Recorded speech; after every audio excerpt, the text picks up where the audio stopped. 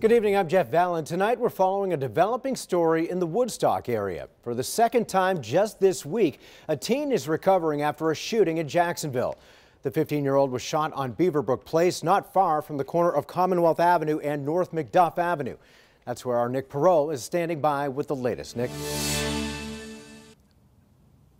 Jeff, good evening. JSO says good news. That 15-year-old that was shot is expected to be released relatively shortly. Here's what we can tell you. About 2:30, they get a call of someone that was shot. That boy had been driving along here on his bicycle along Superior Street when he made the turn here onto Beaverbrook Place, drove to a friend's house. You can see off in the distance that green and white house is where his friend was at that house. He was trying to locate his friend.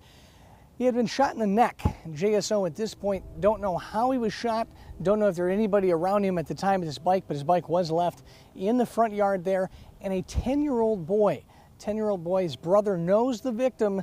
He's the one that called 911, and his dad's thankful that his 10-year-old listened to him, especially in this time of need. I already know what was going on. And he was like, I got something in the back of my neck. And I was like, yeah, that's a bullet hole.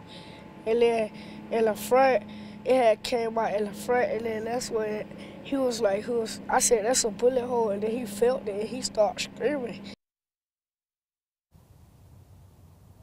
Hard to believe just 10 years old made that phone call this evening. Definitely something his dad is proud of his son, make that phone call. Again, the 15-year-old boy that was shot in the neck at this point expected to be okay and be released from the hospital shortly. Now, JSO is currently interviewing that young man to see if he had anyone around him, could give him any more details in terms of a person of interest or a suspect. They haven't released that at this time, but good to know this young man, 15 years old, that was shot in the neck is expected to survive. Keep it right here for the very latest. Reporting tonight, Nick Perot, First Coast News, on your side.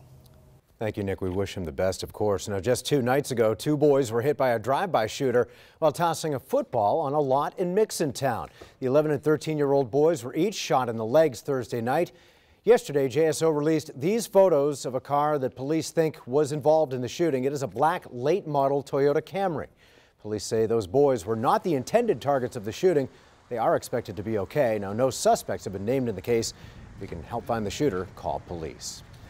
A man on the east side was killed last night just after returning home from work.